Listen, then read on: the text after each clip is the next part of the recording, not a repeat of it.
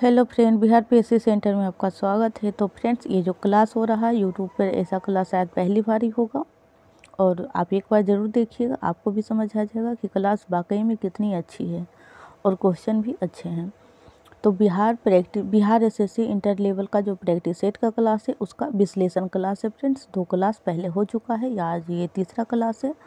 और एक क्वेश्चन से संबंधित फ्रेंड जितने भी पॉइंट बन सकते हैं, लगभग 8 के आसपास, तो उतने उस क्वेश्चन से संबंधित एमसीक्यू कवर करवा दिया जाएगा। तो आप अगर प्रैक्टिस सेट लगाते तो उसमें बस एक ही क्वेश्चन के लिए एक आंसर आपको मिलता, और लेकिन यहाँ पे एक क्वेश्चन से संबंधित कम से कम 8-10 क्वेश्चन आपको मिलने को मिलेगा। तो चलिए फ्रेंड्स, क्वेश्चन नंबर 13 तक हो चुका है। विश्लेषण का क्लास है, इसीलिए थोड़ा टाइम लगता है फ्रेंड्स, तो क्वेश्चन कम कवर करवाया जाता है।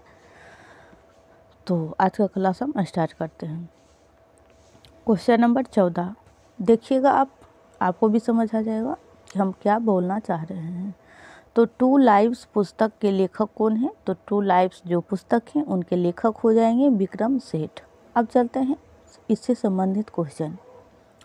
तो विक्रम सेठ एक भारतीय लेखक हैं, एक जानकारी आपको मिली। दूसरी, विक्रम सेठ द्वारा the suitable boy, sonnet and equal music आदि महत्वपूर्ण उपन्यास लिखा गया है।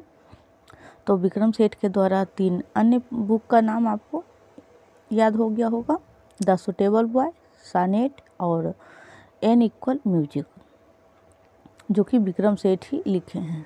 चलते हैं नेक्स्ट पॉइंट पे। B.S. नायपॉल द्वारा रचित पुस्तक है ए वेंड इन दी रिवर, ए हाउ पर मिस्टर विश्वास, how a life, music seats, an area of darkness इत्यादि जो बुक है B.S. नायपॉल के द्वारा रचित पुस्तक हैं। और क्वेश्चन मतलब एग्जाम में फ्रेंड्स 2 क्वेश्चन बुक से ज़रूर आता है, तो ये सब बुक को आप ज़रूर अच्छा से 1-2 बार देख लें। और सलमान रुश्दी, ये उन्हीं लेखक का बुक है फ्रेंड्स जो बहुत ही चर्चित लेखक होते हैं। जैसे सलमान रुश्दी द्वारा रचित पुस्तक, तो इनके द्वारा जो रचित पुस्तक है वो है द सेनेटिक वर्सेज और मिडनाइट्स चिल्ड्रेन और सेम इत्यादि, यानी 3 बुक इनके द्वारा भी। चलते हैं नेक्स्ट क्वेश्चन पे फ्रेंड्स। तो आपको अब समझ आ गया होगा कि बिहार ऐसी इंटर लेवल का प्रैक्टिस सेट का जो विश्लेषण होता है वो जहाँ हम इसमें टोटल, एक बार और बता देना चाहती हूँ फ्रेंड्स, इसमें टोटल 75 जो क्वेश्चन है फ्रेंड्स जीके जीएस का आता है। इसमें से 25 जो है वो साइंस का आता है, और तो इसमें टोटल 75 क्वेश्चन आपको करवाया जाएगा। तो जहाँ जीके जीएस का होगा प्रैक्टिस सेट के अंदर उसको कवर किया जाएगा। क्वेश्चन नंबर 15 है फ्रेंड्स, अफ्रीकी देश जाम्बिया जो है की राजधानी लुसाका है।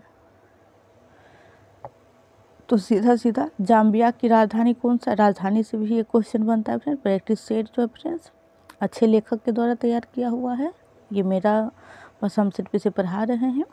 और तो इसमें राजधानी, करंट अफेयर्स, आपको यहाँ सब कुछ कवर हो जाएगा फ्रेंड्स। आप लेकिन क्लास को कंटिन्यूटी बना करके देखें।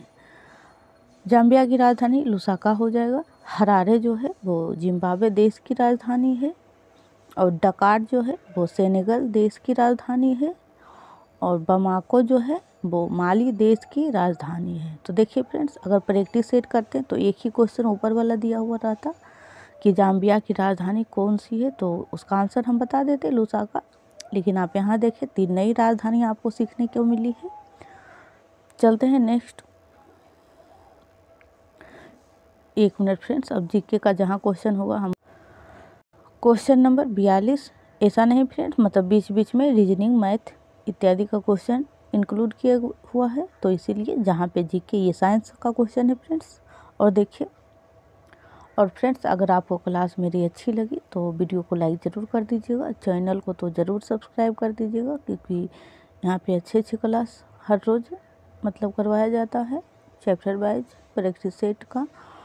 प्रैक्टिस सेट और चैप्टर वाइज जो जीके जीएस होता है उसका, और कहीं तो कंप्लीट भी हो चुका है।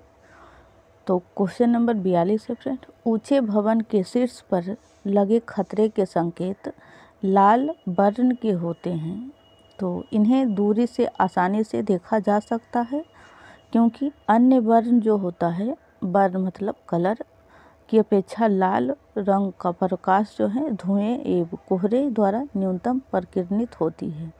यानी कि इस क्वेश्चन में कहा गया है कि लाल रंग जो है बहुत दूरी तक यानी कि धुएं कोहरे कुहासा में भी दिखाई देता है, और इसी कारण फ्रेंड्स जो सिग्नल होते हैं वो रेड कलर की ही होते हैं, ताकि कितना भी घना कुहासा हो दिखाई दे, क्योंकि ये जो लाल रंग है वो ज़्यादा नहीं फैलती है दूसरे कलर की अपेक्षा।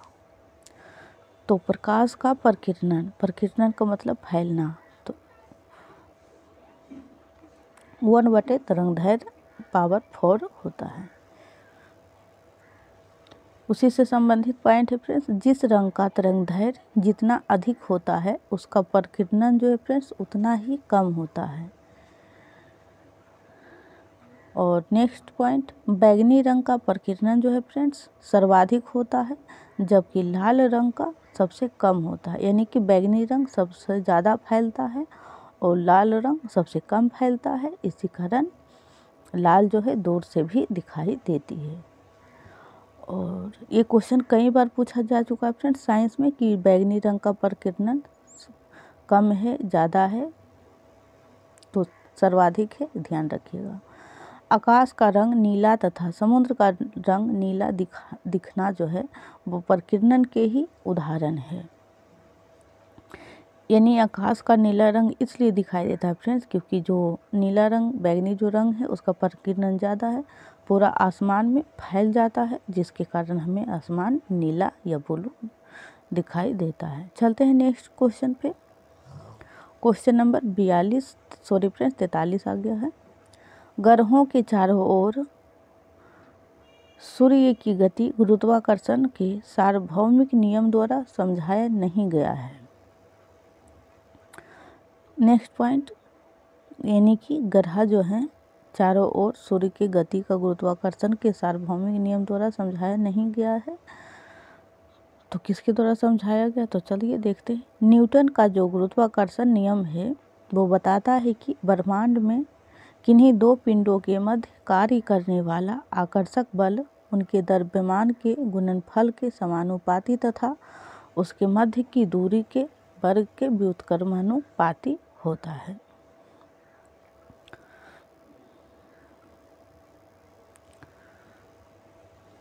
गुरुत्व बल के कारण ही पृथ्वी की सतह से मुक्त रूप से फेंकी गई वस्तु वापस पृथ्वी की सतह पर आकर गिरती है, गुरुत्वाकर्षण के ही कारण, क्योंकि भूमि के जो केंद्र है वहाँ से गुरुत्वाकर्षण बल काम करता है, और कोई चीज़ अगर फेंकते हैं तो वो नीचे ही गिरता है, तो गुरुत्वाकर्षण के कारण ही फ्रेंड्स अगर आप 11.2 के वेग से फेंकेंगे तो फिर वो नीचे नहीं आएगा।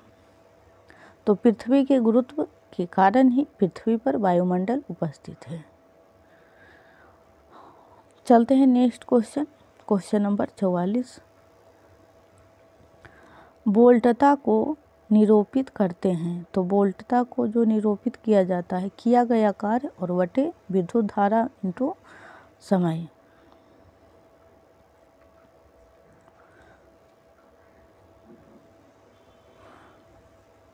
और विभवांतर क्या होता है फ्रेंड्स, तो विभवांतर होता है, यहाँ पे विभवांतर दिया हुआ है, किया गया कार्य, और दोनों सेम ही है फ्रेंड्स, एक को ध्यान रखिए दोनों याद हो जाएगा।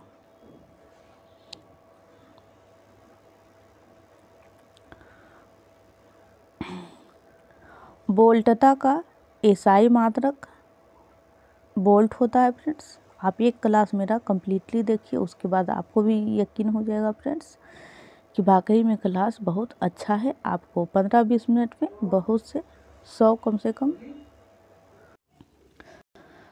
चलते हैं नेक्स्ट पॉइंट पे।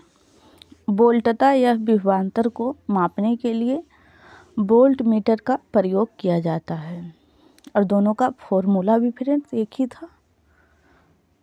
नेक्स्ट पॉइंट, सेल का विद्युत वाहक बल मापने के लिए पोटेंशियोमीटर का प्रयोग करते हैं। सेल का जो विद्युत वाहक बल होता है उसे मापने के लिए पोटेंशियोमीटर।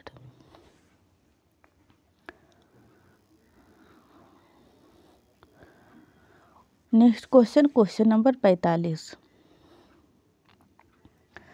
गुणसूत्र जिनमें गुणसूत्र बिंदु अनुपस्थित होता है एसेंट्रिक कहलाते हैं।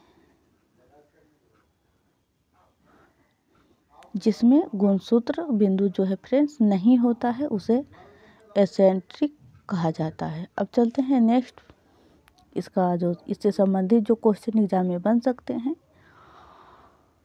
और ऊपर आप देख सकते हैं friend, Bihar SSC inter level practice set ही है। और यहाँ जो लिखा हुआ है सूची यानी कि गुणसूत्र बिंदु, और इधर लिखा हुआ है गुणसूत्र का प्रकार। तो गुणसूत्र किसी एक किनारे पर हो तो उसे क्या कहा जाता है फ्रेंड्स, उसे कहा जाता है टीलोसेंट्रिक।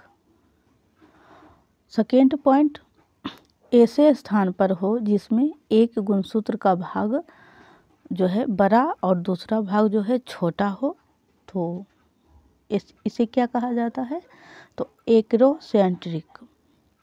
ऐसे स्थान पर हो जहां गुणसूत्र दो भागों में विभाजित हो जाए तो उसे कहा जाता है मेटासेंट्रिक, यानी दो भागों में टूट जाए। मैं यहाँ पे अंडरलाइन कर करके बता देती हूँ फ्रेंड्स। जैसे देखिए, दो भागों में विभाजित हो जाए तो मेटासेंट्रिक, और एक भाग जो है फ्रेंड्स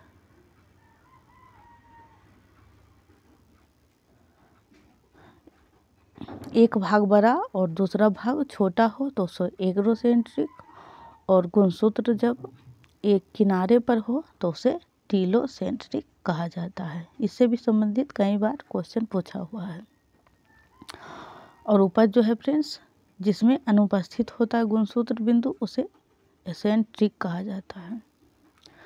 तो देख सकते हैं आप, गुणसूत्र के बाहर जीन यदि कोशिकांगों में होती है तो उन्हें प्लाज्मा जीन कहा जाता है।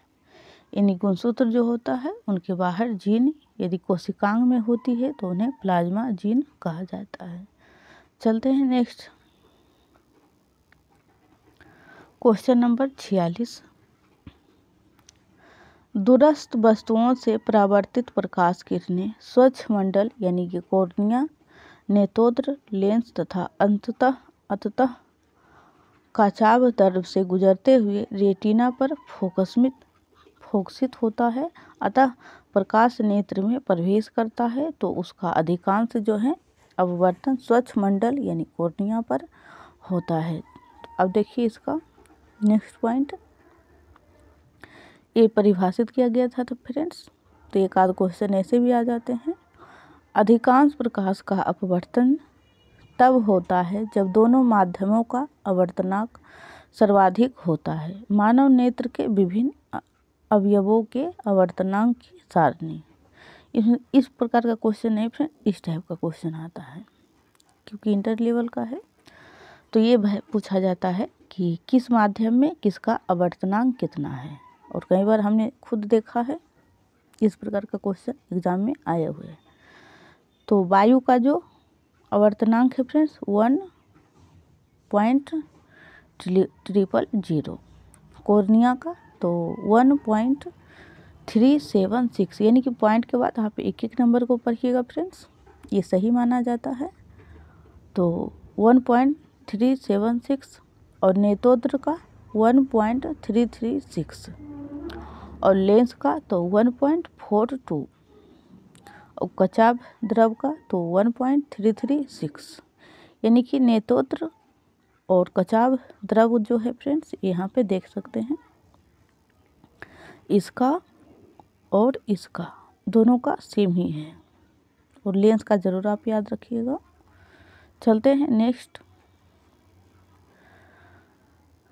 Question number 47। वायु के कांच के आयताकार स्लैब पर आपतित प्रकाश किरण का गमन पथ से 4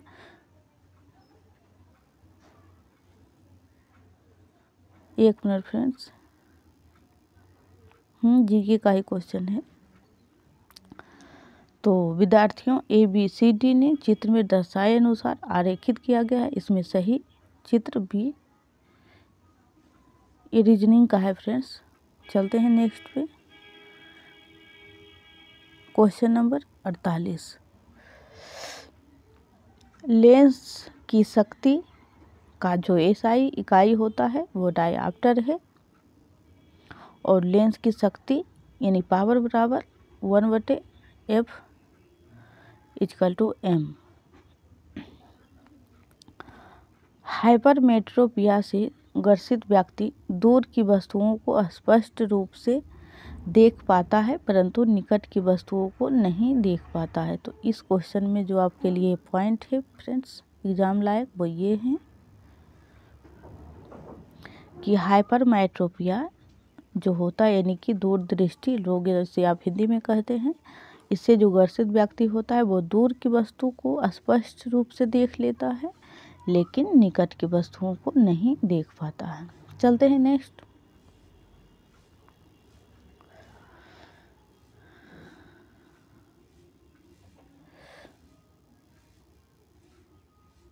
निकट दृष्टि दोष जो है फ्रेंड्स के उपचार में उपयुक्त फोकस दूरी के अवतल लेंस का उपयोग किया जाता है।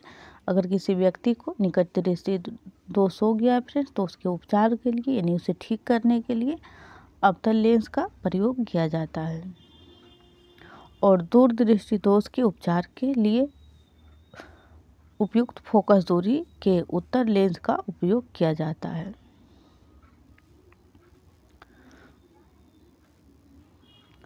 Question number 49। फ्रेंड्स अगर आपको वीडियो हमारी अच्छी लगी तो प्लीज़ वीडियो को ज़रूर लाइक करिएगा, चैनल को ज़रूर सब्सक्राइब कर लीजिएगा और वीडियो को ज़्यादा से ज़्यादा शेयर कीजिएगा फ्रेंड्स, ताकि बहुत से लोग जुड़ पाएँ और वो अपने GK GS को अच्छा कर सके फ्रेंड्स। और यकीन मानिए आप बिहार SSC इंटर लेवल के लिए अच्छा खासा GK GS करंट का भी क्वेश्चन आएगा फ्रेंड्स, लास्ट तक ज़रूर देखिएगा। Question number 49। गतिशील विद्युत आवेश विद्युत तथा चुंबकीय क्षेत्र दोनों उत्पन्न करता है, यानी कि गतिशील जो विद्युत आवेश है फ्रेंड्स विद्युत तथा चुंबकीय क्षेत्र दोनों उत्पन्न करता है। चुंबकीय तीव्रता एक सदिश राशि है। ये एक क्वेश्चन यहाँ से भी आ जाता है फ्रेंड्स, इस बार भी BPSC में आया था कि कौन सी राशि अदिश है कौन सी राशि सदिश है। तो चुंबकीय तीव्रता जो है वो एक सदिश राशि है, और सदिश राशि किसे कहते हैं फ्रेंड, जिसमें दिशा और परिमाप दोनों हो उसे सदिश राशि कहते हैं। नेक्स्ट पॉइंट, चुंबकीय तीव्रता का मात्रक जो है न्यूटन या फिर एम्पियर मीटर अथवा वेबर पर मीटर स्क्वायर या फिर टेस्ला, यानी कि यहाँ इस क्वेश्चन को आप ध्यान से पढ़ें फ्रेंड्स, और हो सके तो नोट भी कर लें।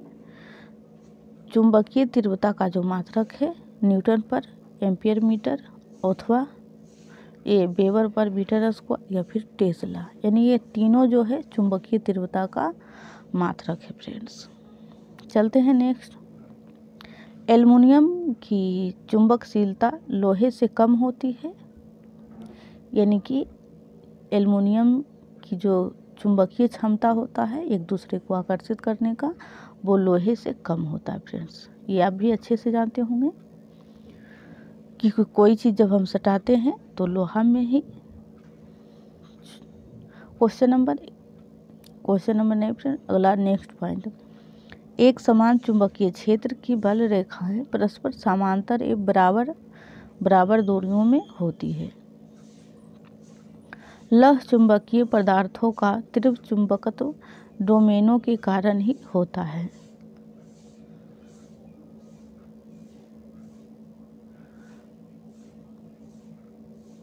इसमें बस 3 पॉइंट ही आपको बताना है फ्रेंड्स, जिसे एक फॉर्मूला आता है एग्जाम में, एल्केन, एल्कीन और एल्काइन। तो देखिए फ्रेंड्स, एल्केन का जो सामान्य सूत्र हो जाएगा CnH2n+2, एल्केन हो गया। और एल्केन के जो उदाहरण है फ्रेंड्स वो मीथेन है, इथेन है, प्रोपेन है, ब्यूटेन है आदि जो हैं एल्केन के प्रमुख उदाहरण हैं। पूछा जाएगा कि इनमें से कौन सा एल्केन के समूह है, तो आप जरूर इन बातों को ध्यान रखिएगा, मीथेन, इथेन, प्रोपेन, ब्यूटेन। अब चलते हैं नेक्स्ट पॉइंट, एल्कीन श्रेणी का सामान्य सूत्र। तो एल्कीन जो श्रेणी का सामान्य सूत्र है वो है CnH2n। और एथाइन का जो अनुसूत्र होता है वो CnH2n-2। तो आप तीनों को हो गया होगा। इसमें एल्काइन का नहीं है फ्रेंड्स, उसी का नाम जो लगता है बदलकर एथाइन रखा हुआ है। चलते हैं नेक्स्ट पे,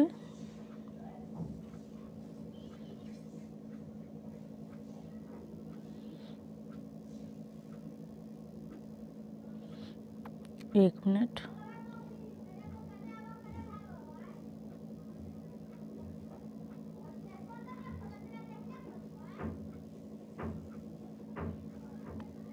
क्वेश्चन नंबर 51 अब हिस्ट्री से संबंधित क्वेश्चन आ गया फ्रेंड्स।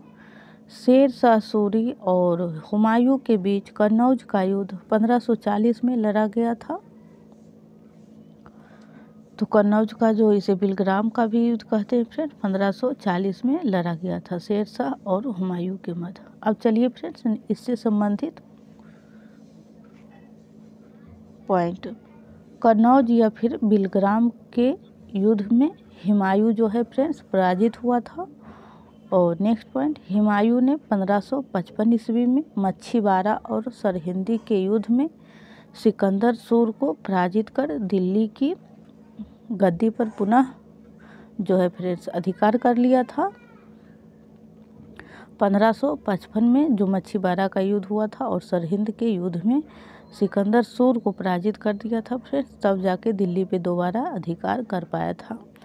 और फ्रेंड्स शेर शाह ने 1540 ईस्वी में सूर साम्राज्य की स्थापना किया था और शेर शाह द्वारा स्थापित सूर साम्राज्य की द्वितीय अफगान वंशीय साम्राज्य था। तो फ्रेंड्स आप यहाँ देख सकते हैं शेर शाह सूरी से संबंधित, हुमायूं से संबंधित कम से कम आपको 5-6 क्वेश्चन बन गया है फ्रेंड्स। और अभी यार बाकी है फ्रेंड्स नीचे 3 यहाँ से। तो प्रथम जो अफगान वंशीय साम्राज्य था वो लोदी वंश था और शेर शाह जो है 1540 से 1545 तक शासन किया था फ्रेंड्स दिल्ली पर। और नेक्स्ट पॉइंट, शेर शाह की मृत्यु जो हुआ था वो 42 मई 1545 ईस्वी को कालिंजर के किले को जीतने के क्रम में हुई थी। तो दिल्ली पर शेर शाह सूरी कितना वर्ष शासन किया फ्रेंड्स, तो 1540 से 1545 यानी 5 वर्ष।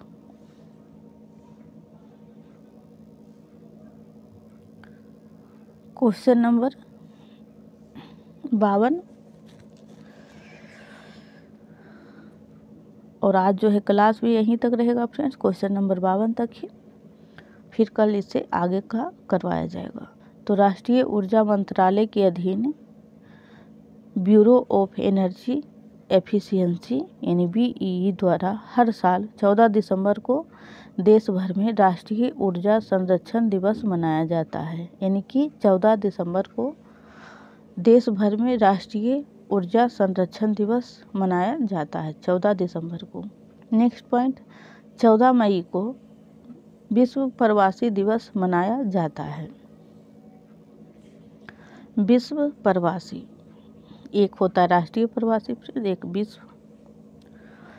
नेक्स्ट पॉइंट, विश्व स्वास्थ्य सभा द्वारा 17 सितंबर को विश्व रोगी सुरक्षा दिवस मनाया जाता है 17 सितंबर को। नेक्स्ट पॉइंट, 27 सितंबर को विश्व पर्यटन दिवस के रूप में मनाया जाता है। 15 मई को विश्व परिवार दिवस मनाया जाता है। और एक पॉइंट और बच गया फ्रेंड्स, एक नहीं बल्कि 2, 16 दिसंबर को विजय दिवस के रूप में भारत में मनाया जाता है और 3 अक्टूबर को विश्व प्रकृति दिवस मनाया जाता है। तो देख सकते हैं फ्रेंड्स, आपको पूरा दिवस मानिए कितनी अच्छी से कंप्लीट करवा दिए हैं। 14 मई विश्व प्रवासी दिवस, 17 सितंबर विश्व रोगी सुरक्षा दिवस, 27 सितंबर तो पर्यटन विश्व पर्यटन दिवस, 15 मई तो परिवार विश्व परिवार दिवस, 16 दिसंबर तो विजय दिवस के रूप में और 3 अक्टूबर फ्रेंड्स तो विश्व प्रकृति दिवस।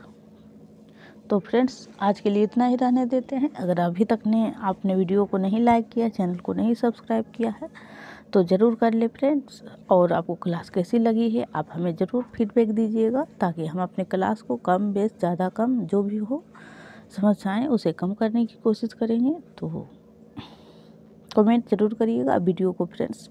एक रिक्वेस्ट है आपको कि ज़्यादा से ज़्यादा शेयर करें और ज़्यादा से ज़्यादा लोगों तक पहुंचाएं फ्रेंड्स।